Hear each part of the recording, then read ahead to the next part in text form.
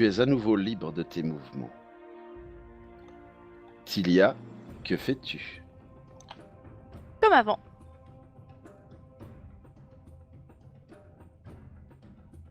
Très bien. À nouveau, des éclats volent. À nouveau, de la chair est hachée, s'échappant en une volute de fumée, empêchant légèrement de voir la gigue endiablée que fait le diable numéro 3 sur place. Alors que le squelette de son camarade numéro 1, lui aussi entreprend cette espèce de danse impie et bien peu probable. Srendil, que fais-tu? Alors, je vais continuer, je vais continuer dans une lancée. Je change pas une équipe qui fait match nul. Fais donc tes dégâts dans... Voilà, à cet endroit-là Bon, précis. Le...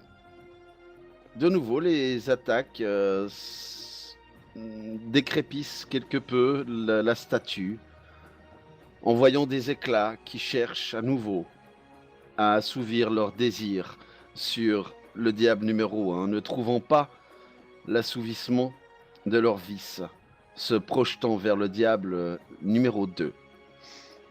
Et alors que celui-ci arrive au bout des possibilités de sa chair, le squelette du diable numéro 2 s'écroule et s'évapore en dehors du cercle central. Le diable numéro 4 fait sa petite danse mécanique sur place.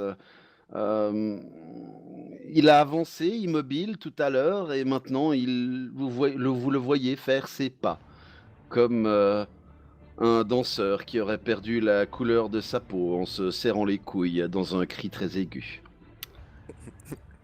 Rokan, que fais-tu? Je continue le poignardage et je hurle à mes camarades. Il ne faut pas que le dernier rejoigne le centre. Aidez Tilia. Et je poignarde celui qui est devant moi toujours. Fais donc les dégâts dans la fenêtre de chat, je te prie.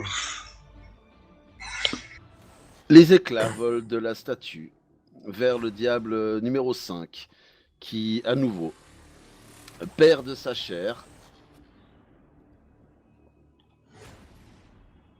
et continue sa petite danse sur place. Le diable numéro 4 avance vers le centre de la pièce. Le diable numéro 5 continue sa petite danse sur place, alors que Kuro s'apprête à... Là, dans ma tête, j'ai dit c'est bon, j'ai compris. Je vais dans l'aura du numéro 4 pour essayer de fusionner avec lui. Et porté par cet élan d'amour que j'ai ressenti envers Amaiko, je repense à un moment plus récent dans les marécages. J'ai promis quelque chose à quelqu'un. Ça me tient très à cœur et puis cette personne, cette Ilia, je l'aime beaucoup. Puis je vais penser aussi à elle très fort et puis essayer de faire retourner d'où il vient la créature. Fais-moi un jet de volonté, je te prie. Non!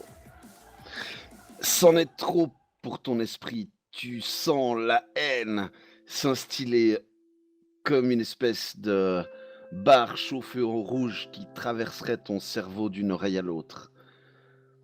Et la violence de cette contre-attaque te fait chanceler. Et tu as un mal de crâne à toute épreuve. Tilia, que fais-tu? Je continue de m'acharner sur cette pauvre statue. Et c'est ballot. Un tout petit éclat vole vers le diable numéro 3 et il est à peine perceptible l'éclat de chair qui vole dans l'atmosphère de la pièce. Deux diables à nouveau semblent se mouvoir sur place dans une danse incongrue, alors que Srendil... Alors que Srendil est partagé. Bon, le 1 est mort. Je vais tuer le 2, ma foi, tant pis. Tant que j'y suis, j'ai pas le temps de me déplacer jusqu'à Tilia. Non, c'est lequel? Le 2 est déjà mort? Oui, le 2 est mort. Il est parti en fumée, oui. Ah ouais, bah je vais aller Tilia, quoi. Bah, je sais pas, je peux me déplacer, quoi, jusqu'où, à peu près. Ça fait 1m50, on l'a dit, hein. Oui, une case, 1 mètre Alors, ça 50. fait 5, 3, 7,50, 9, voilà.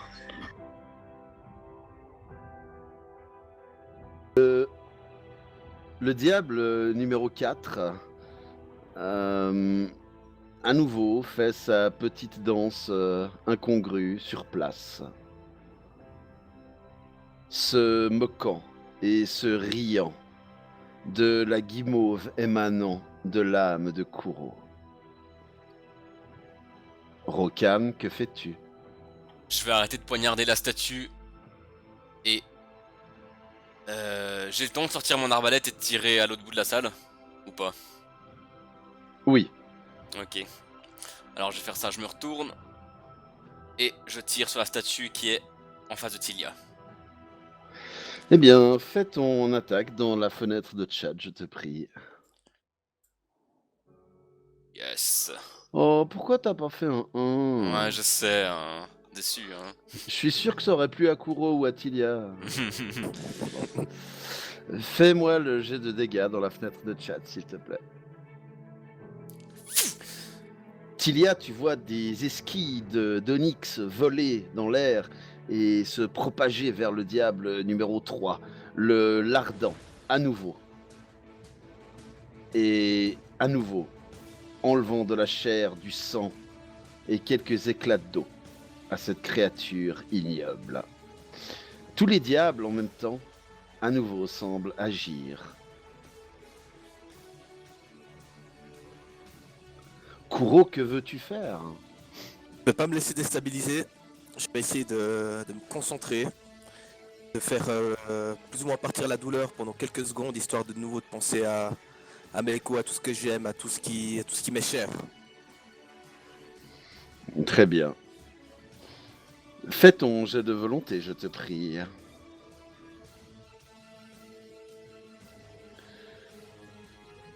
Tu revois ces moments de tendresse intense avec ton aimé. Tu revois sa silhouette douce et athlétique.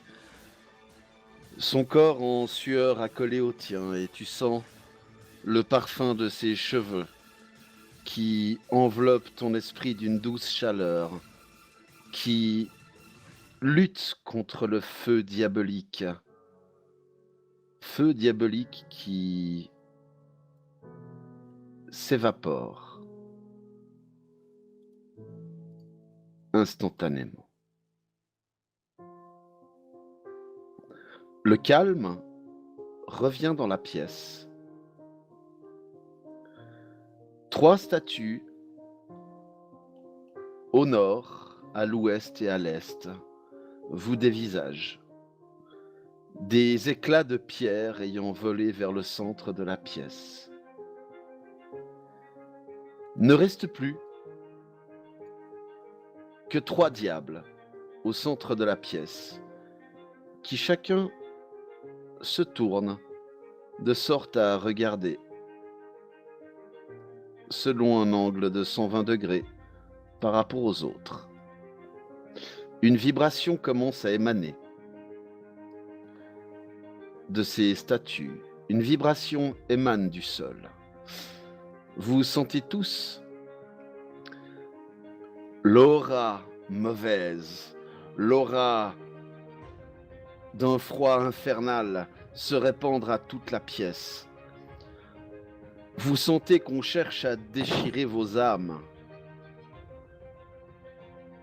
et que cela vient de ces êtres, cela vient du centre de la pièce. Vous entendez un rire impie qui a l'air d'émaner du bâtiment lui-même, comme si celui-ci était la gorge d'un être démoniaque. Que faites-vous?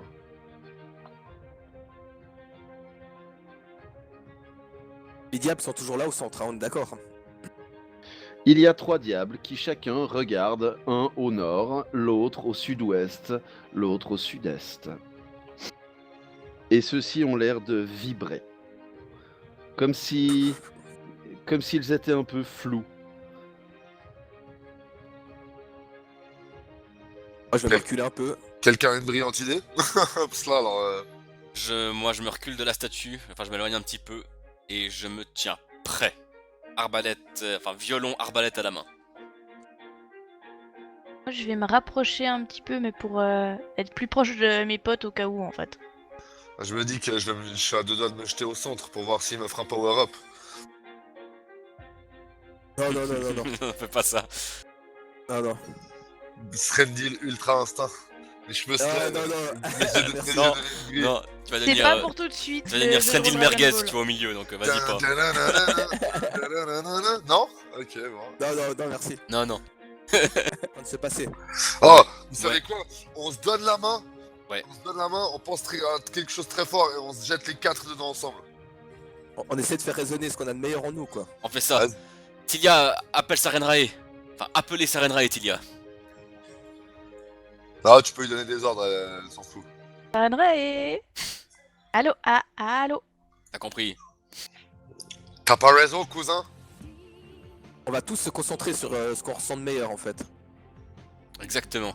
Je pense à la musique, je pense aux jeunes bornes qui m'accompagnent, qui m'a amené ici. Et à mes nouveaux compagnons que je commence bien à apprécier d'ailleurs. Je Pense à la rédemption, à Meiko et tout ça, et tout ce que j'ai fait jusqu'à maintenant.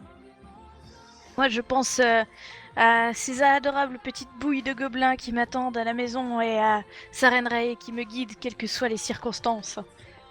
Je pense à ma mère et à Point de Sable. Je pense à mon maître, celui qui m'a tout donné, tout appris. Je vois chacun des visages des habitants de Point de Sable que j'aime et que j'apprécie. Et je me concentre sur tout ça.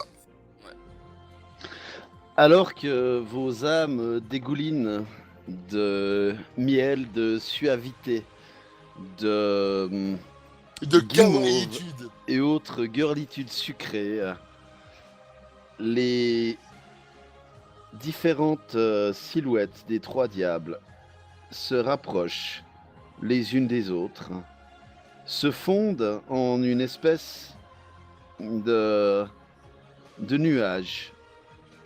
Une espèce de nuage d'abord noir qui vire au bleu et se matérialise devant vous une forme plus grande. Et cette forme est encore trouble, mais commence à prendre corps dans la pièce.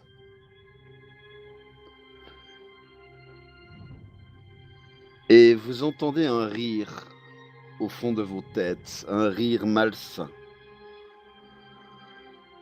Un rire qui est une voix intérieure que vous n'avez jamais entendue encore, vous en avez la certitude. Et cette créature finit de prendre apparence devant vous et vous regarde en agitant devant elle quelques appendices. Oh, enculé. Non, c'est pas lui. J'en sais rien. Ilitid Kaorunakt. Paye ton blaze, mon gars. Alors un illithide, c'est la race de créature. Hein? Absterion est un illithide aussi, Voilà, c'est les Manflayers. Exactement, ouais. à ses yeux brillants de haine. Vous sentez sa voix dans vos âmes, dans vos psychés, qui résonne. Et cette voix vous dit ainsi donc, vous voilà. Que me vaut l'honneur, que me vaut la joie de vous voir en mon domaine. Nous recherchons un camarade. Il s'appelle Rain. Oui, j'en ai entendu parler, oui. Où est-il? Quelqu'un qui a beaucoup d'esprit, un esprit délicieux. Où est-il? Si cette créature avait une bouche, vous Vous enverriez probablement une langue s'en échapper et se lécher les lèvres, alors qu'un ricanement résonne. Où est Nualia? Qu'est-ce que vous, Non, mais qu'est-ce que déjà, vous voulez de nous? on sait pas. Est-ce qu'il connaît Nuala, ce petit machin là? Il m'a l'air bien renseigné. Qu'est-ce que vous voulez? Une lueur brillante et d'un violet maladif émane de ses yeux, et vous entendez un cri psychique à l'intérieur de vos cerveaux hurler « J'ai faim! J'ai faim! » Et j'imagine que vous vous nourrissez des âmes des gens, c'est bien ça? Je n'ai que faire des âmes. Les réflexions de celui-ci ont l'air d'être éclairées. Les réflexions de celle-ci dégoulinent de logique. Une logique appétissante. L'esprit brut de celui-ci a l'air d'être piquant, comme un plat épicé. Les pensées de celui-là m'ont l'air furtives, comme le parfum d'une rose. Voilà un excellent repas que je m'apprête à faire. Je suis un fidèle d'Absterion, vous ne pouvez pas me toucher.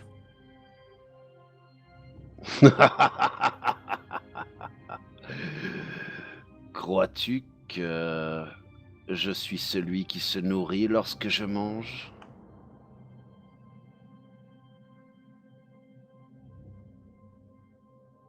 Qui se Excellente nourrit? question. Qui se nourrit? En gros, vous êtes le larbin d'un flagelleur mental encore plus fort pour qui vous devez récolter des pensées, des choses comme ça ou quoi? Larbin ? Larbin ? Larbin ? Vous êtes tous petites créatures, les larbins de notre race. Vous êtes les biscuits apéros desquels nous nous délectons avant le grand festin. Quel grand festin! Si je vous le disais, c'est comme si vous tentiez d'expliquer la religion à un ver de terre. Vous n'y comprendriez rien. Paye toujours. Donc, cet illithide se tourne sa tête vers Rokan et lui dit Oui, oui, amenez un plat surprise. Je sens que je vais me régaler. Et effectivement, je me concentre pour convoquer le jeune borgne. Jeune borgne qui apparaît. Et du coup, très chère beauté aquatique, dirais-je, peut-être pourrez-vous me renseigner. Comment peut-il être ici, dis-je en montrant le jeune borgne derrière moi, alors qu'il n'est pas censé être ici?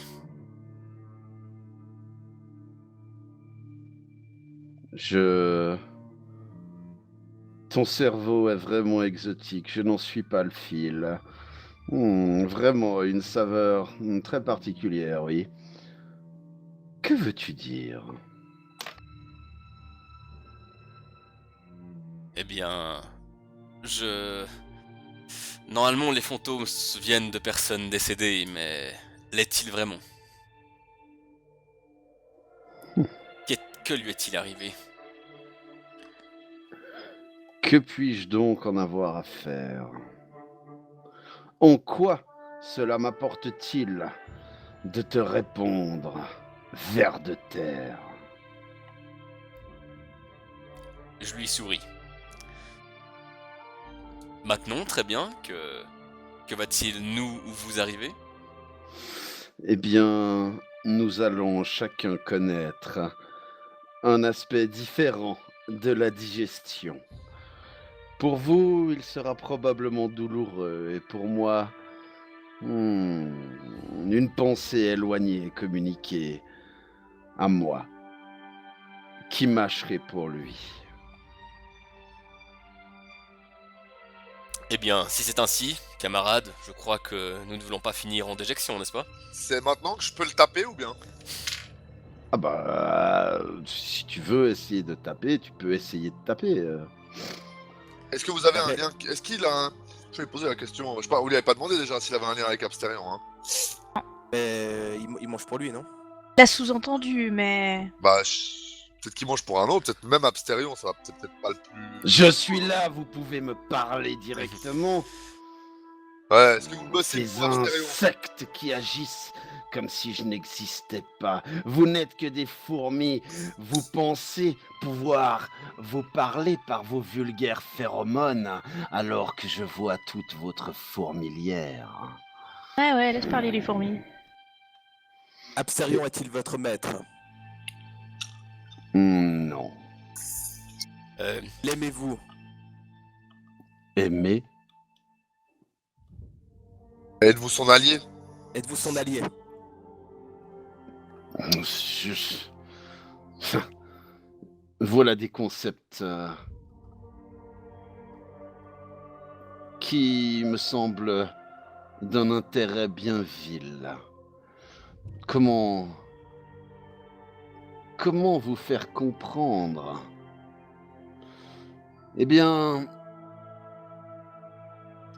je vais vous parler tel que les fourmis que vous êtes. Nous sommes des soldats. Et la reine pond. Et la reine a besoin de se nourrir. Absterion est-il l'un de ses soldats? C'est ce que je viens de dire. Oui, Insecte. ce Euh, n'est pas la reine. Donc, vous êtes tous les deux les larvins d'une grosse Mais- poule pondeuse. Oh, la fée, provoque-le pas. Larbin. Je trouve que vous parlez beaucoup. Larbin. Je trouve qu'il se la pète énormément pour Et quelqu'un là, qui tu bosse vois- pour une grosse reine pondeuse, c'est tout. Et là, tu vois qu'il tend la main vers toi. Tu vois que des espèces de tentacules violettes, d'une espèce d'ectoplasme, sortent de ses doigts, sortent de ses mains, entourent ta tête et tu sens un mal de tête intense te saisir. Je vais essayer de penser très fort et de communiquer avec le sang des dragons qui coulent en moi. Les dragons ne peuvent pas être plus bas, moins forts psychologiquement que ces espèces de machins, ces espèces de poulpes, ces trucs qui devraient finir en brochette tout en plus. Donc j'essaie de toute ma force de me concentrer sur ma puissance draconique, et de me dresser, de faire se dresser le dragon qui sommeille en moi, dans mon mental, pour essayer de Tu, contrer. tu vas prendre ton niveau de sanguin que tu vas ajouter à un jet de volonté, je te prie. Et que tu vas me le faire dans la tour AD. Alors mon niveau de sanguin c'est 7. Et du coup je fais plus 7 pour mon jet de volonté, c'est ça? Voilà, et tu me fais ça dans la tour AD, s'il te Oh. plaît. 7, la volonté, c'est parti. Les dés sont jetés. Rien ne va plus.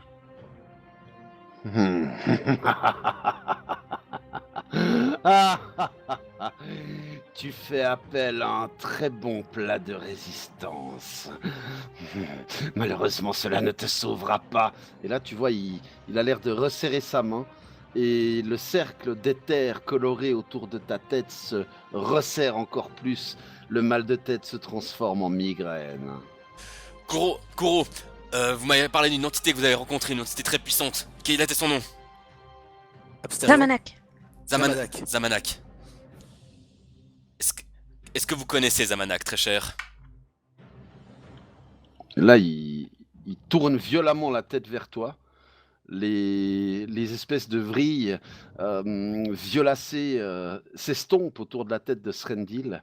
Il te regarde et te dit: je pourrais vous faire subir 1000 morts pour avoir osé prononcer ce nom devant ma face.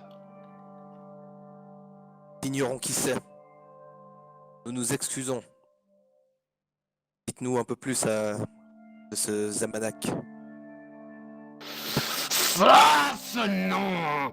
Je le hais. Je le hais. Ah, Nous le haïssons aussi. Il nous en veut, je ne sais pas pourquoi. Menteur. Menteur. Là, l'apparence a l'air de... Enfin, l'Illithide met un genou à terre. Il a l'air souffrant. Est-ce qu'il m'a lâché? Oui, j'ai dit que quand il Découvrez- retournait violemment son regard vers vers Rokan, pardon, les vrilles colorées s'estompaient autour de ta tête. Mais il m'a lâché complètement. Sa main est loin de moi à ce moment-là. Oui, tout à fait. Parce que vu que je le vois s'affaiblir, j'aimerais bien essayer de lui attraper la main. Et puis de penser très très très fort au lien qu'on a eu avec Zamanak. Et au lien qui nous unit à nos armes nommées, c'est-à-dire Masamune, et la petite vibration qu'on pouvait ressentir du lien de la réminiscence de lien qu'on avait avec Zamanak. Est-ce que ça a un effet sur lui? Au moment où tu cherches à lui saisir la main, celui-ci essaye d'esquiver, mais visiblement trop troublé. Il regarde sa main, son poignet que tu tiens avec une espèce de dégoût dans les yeux et en prononçant quelques borborigmes de ses tentacules commence à sortir une espèce de mucus, une espèce de mucus étrange et ces gargouillements continuent à s'émettre et Zamanak, Zamanak, Zamanak, Zamanak, Kurotiga, Zamanak, Zamanak. Zamanak. Zamanak. Je vais me concentrer de plus en plus fort sur Masamune et sur la vibration qu'on avait ressentie avec justement Zamanak. Et je vais essayer d'une main je le tiens et l'autre main je lève l'espadon et je vais lui dire par Masamune et au nom de Zamanak, je te purifie. J'essaie de le trancher. fais-moi s'il te plaît un jet d'attaque dans le chat. Alors que Kaornact vomit, alors que des spasmes de dégoût le secouent, l'âme de Masamune s'évapore dans l'air, prend la forme d'un gigantesque dragon. Dragon qui plonge vers la tête de l'Illithide.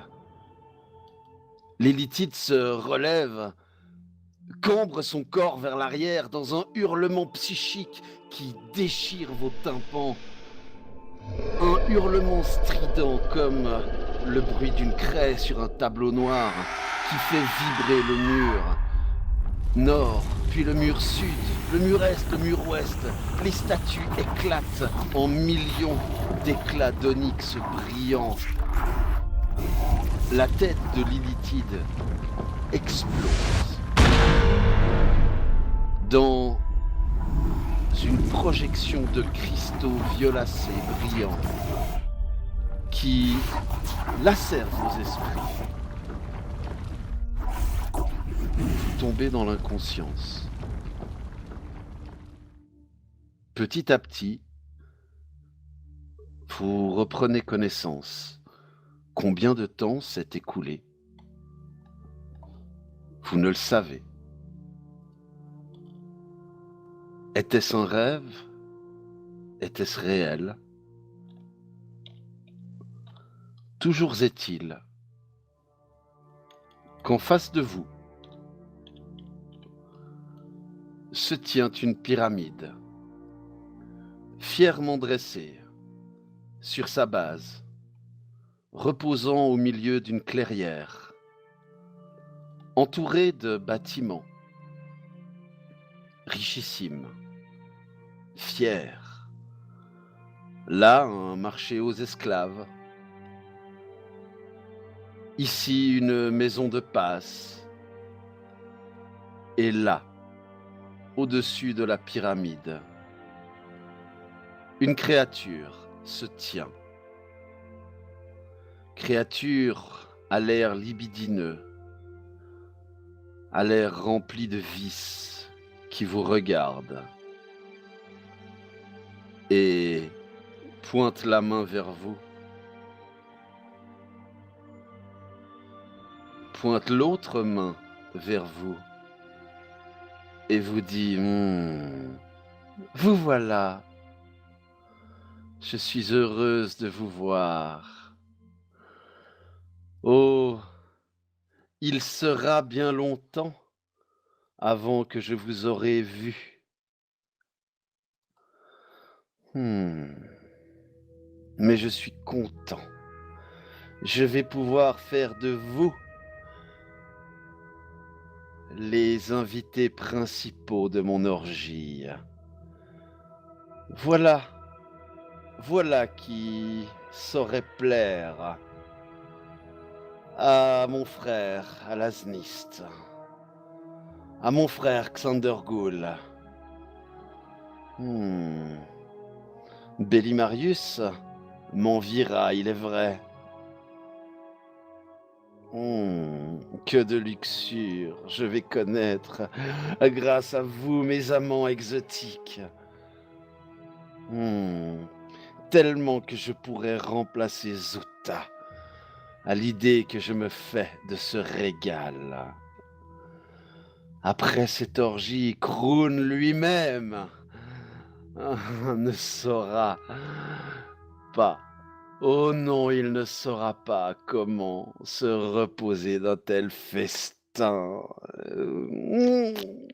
Chalaste m'enviera. Il m'enviera de tout l'argent que je vais pouvoir me faire en vendant des représentations de vos corps enlacés avec diverses créatures. Oh oui. Oh, comme c'est bon. La créature se tait. Ses bras retombent. Remontent le long de son corps, caressant sa poitrine plantureuse.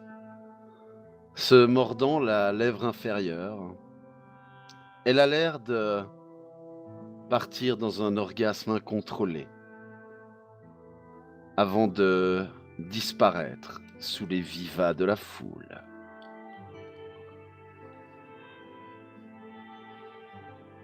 Que faites-vous? Bon les gars, on est au pays de la luxure à l'époque, je pense. Je pense aussi, effectivement. Parce que j'ai On a fait un voyage dans le temps là. de tous les noms qu'elle a dit, j'en ai reconnu 2-3, puis c'est des noms des anciens seigneurs des runes. Oui. C'est elle-même un des seigneurs des runes. Ouais. Tête de la luxure. Ouais. On est donc à l'époque du Tassilian. Quelle impression. Oh, fuck. Oh là là, mes aïeux. Est-ce que la foule a l'air de nous voir? Oui. La foule, ils va qu'à leurs occupations, ils sont pas fixés vers nous. Hein.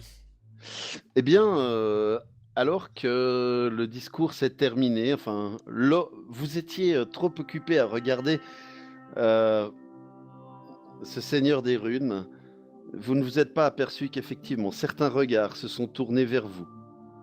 Elle s'adressait à nous ou à la foule? À vous. Comment sont habillés les gens? De la même manière que vous. Avec des pagnes, des bracelets de fer prévus pour attacher des chaînes à vos poignets.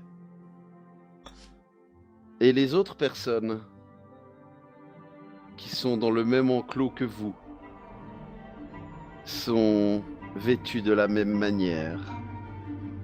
À leur différence, vos dos ne sont pas lacérés par les coups de fouet. À leur différence, vous avez l'air d'être suffisamment en chair pour ne pas avoir été emprisonné depuis longtemps. Mais prisonnier vous l'êtes. Ah bon. La question des armes ne se pose pas, on les a pas. Et tu restes, Kuro, quand tu regardes tes camarades, tu ne les reconnais pas. Il y a devant toi, enfin à côté de toi, un être à la peau écailleuse, avec une espèce de crête faite d'écailles, de longues griffes prolongeant ses mains. Il y a une créature de petite taille qui est une créature femelle qui est équipée d'une espèce d'appareillage sur son visage qui ressemble à une espèce de lentille. Cette petite personne a l'air d'être gracieuse. À ta droite, un homme-chat n'est pas celui que tu as connu. Un autre homme-chat, avec un autre pelage. Et regardant ta main, tu vois que cette main ressemble à la tienne. Elle semble faite de la même chair, mais ça n'est pas ta main. Tu ne reconnais pas tes tatouages.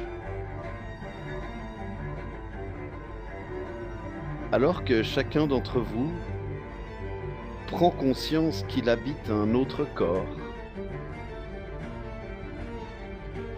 le rideau se baisse sur la scène.